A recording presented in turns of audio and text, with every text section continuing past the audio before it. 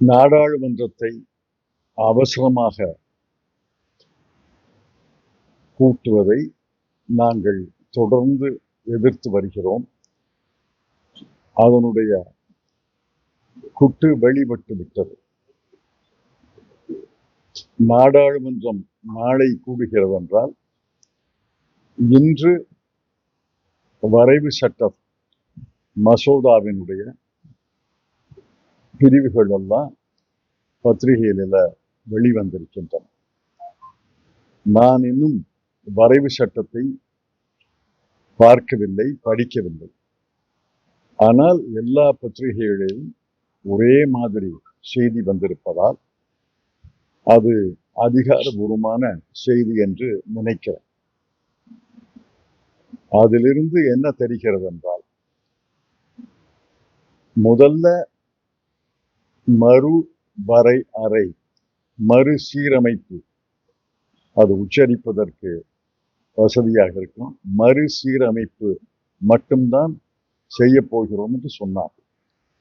அப்போதே காங்கிரஸ் கட்சியும் இந்தியா கூட்டணியுடைய கட்சிகளும் அதை எதிர்த்தன. திராவிட முன்னேற்ற கழகம் ஃபேர் டீலிமிட்டேஷன், நியாயமான மறுசீரமைப்பு என்ற கோஷத்தை வைத்தார்.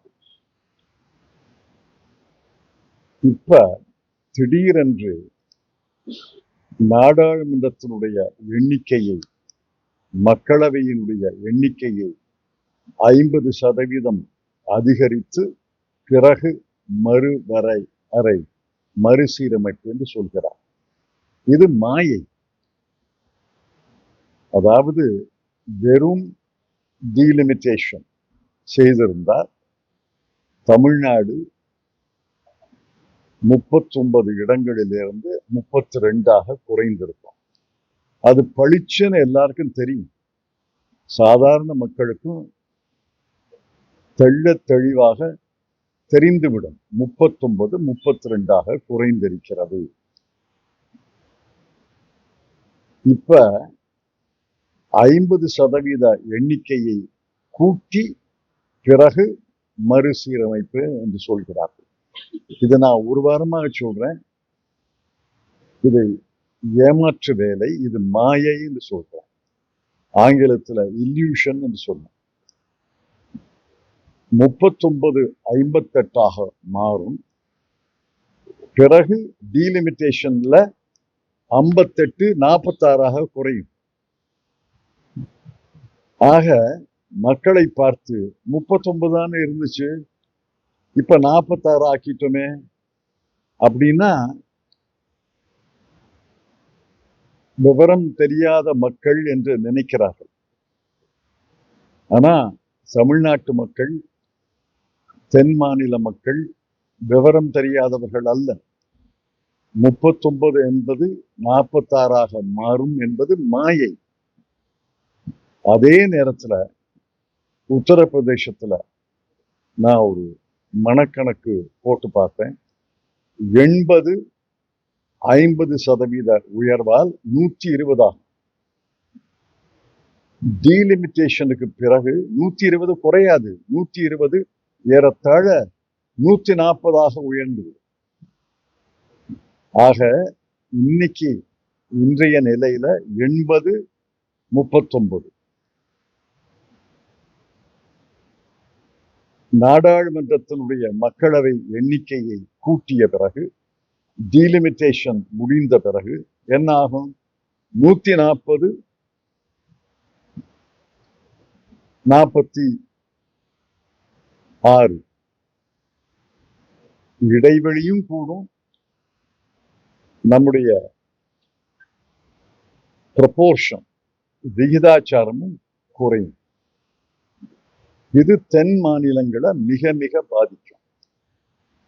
இன்னைக்கு நாடாளுமன்றத்துல தென் மாநிலங்கள் 5 மாநிலங்கள், கேரளா, தமிழ்நாடு, கர்நாடகம், ஆந்திரா, தெலுங்கானா, 24.3% மக்களவையில இந்த 5 மாநிலங்களை சேர்ந்தது. இந்த 24.3 என்பது 20.7 குறையும். சதவீதம் குறையும். 20.7% தான் நமக்கு நாடாளுமன்ற மக்களவையில நம்முடைய வாக்கு பலம். ஏற்கனவே தென் மாநிலங்களுடைய குரல் ஒலிக்கல. தென் மாநிலங்களின் குரல் இன்னும் அழுத்தப்படும், ஒடுக்கப்படும். இது விபரீதம் என்று காங்கிரஸ் கட்சி சொல்கிறது. திருமதி சோனியா காந்தி அவர்கள் பெண்களுக்கு ஒதுக்கீடு என்பதை நாங்கள் ஆதரிக்கிறோம். ஆதரித்தது மட்டுமல்ல, ஊராட்சிகளில, நகராட்சிகளில, பேரூராட்சிகளில பெண்களுக்கு 1/3 ஒதுக்கீடு என்பதை கொண்டு வந்ததே காங்கிரஸ் கட்சி தான். 2023 பெண்களுக்கு நாடாளுமன்றத்துல, மக்களவையில 1/3 ஒதுக்கீடு செய்யும் சட்டம் வந்தபோது, இந்த மசோதா வந்தபோது அதை முழுமையாக காங்கிரஸ் கட்சியும் இந்தியா கூட்டணி கட்சிகளும் ஆதரித்தன. அது ஏற்கனவே நிறைவேறிவிட்டது.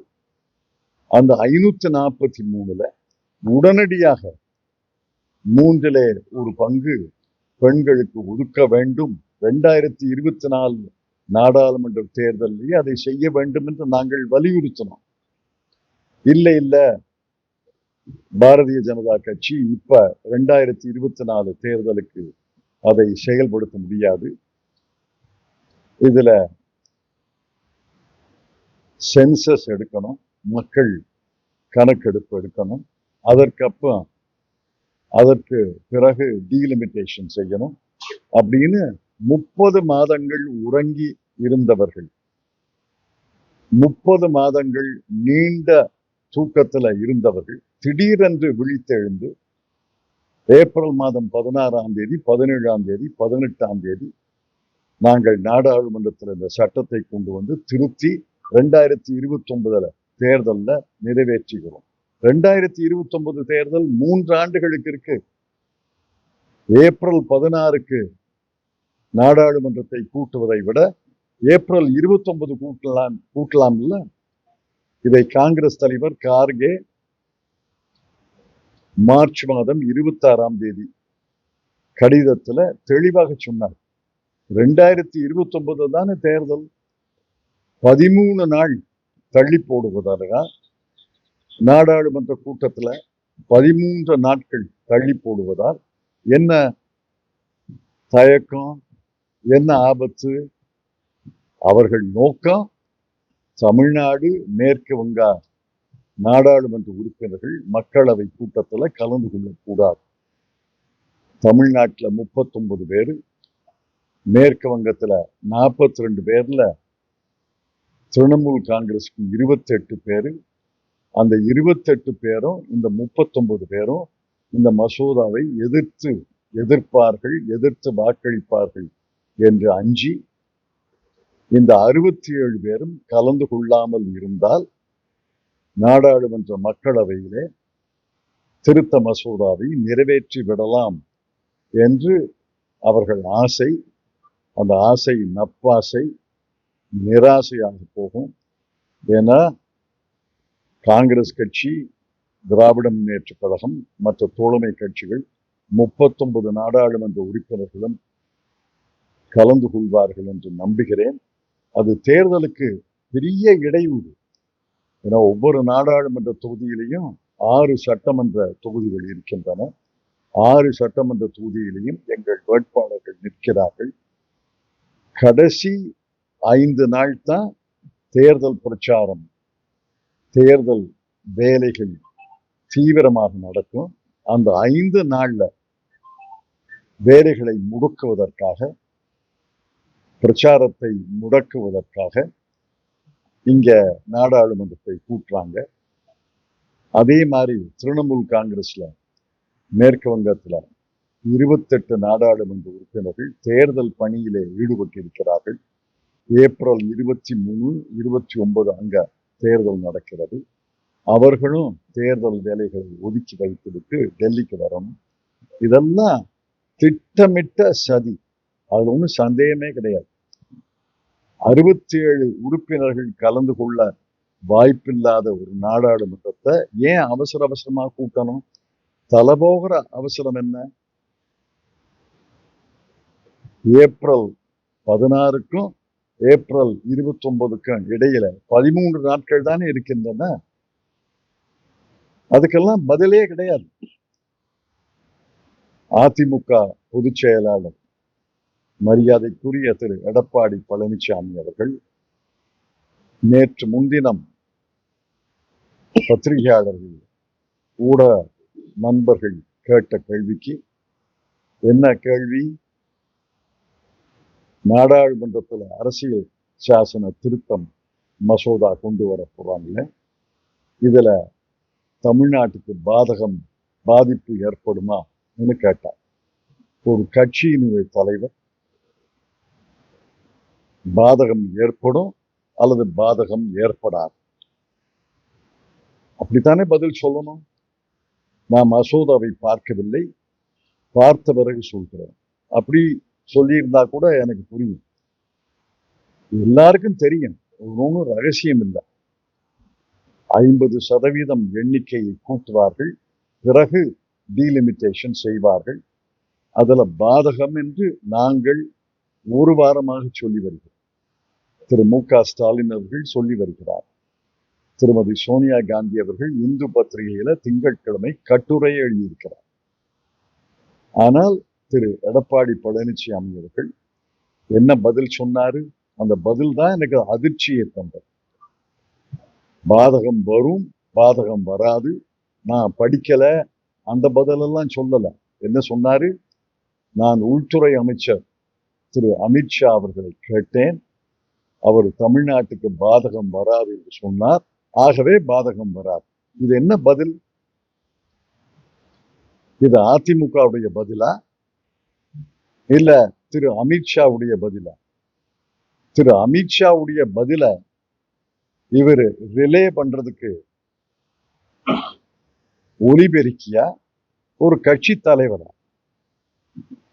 இந்த பதில் என்னை பெரும் அதிர்ச்சியிலே ஆளாக்கியது. நேற்று தேர்தல் பரப்புரை கூட்டங்களில் இதைத்தான் சொன்னேன். திரு எடப்பாடி பழனிசாமி அவர்கள் கருத்தை கேட்டால் திரு அமித்ஷா அவர்கள் சொன்ன பதிலை சொல்கிறார். இது எப்படி ஒரு கட்சி தலைவருக்கு அழகு என்று கேட்டார். அதனால பேராபத்து நிற்கிறது.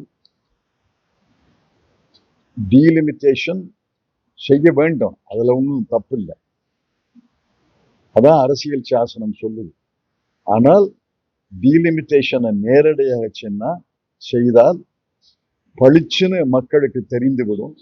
அதற்காக 50% கூட்டி அப்புறம் டீலிமிட்டேஷன்ல குறைத்து, இது என்ன ஏமாற்று வித்தை? இது மாயை. இதை தமிழக மக்கள் புரிந்து கொள்ள வேண்டும் என்று என்னுடைய வேண்டுகோள்.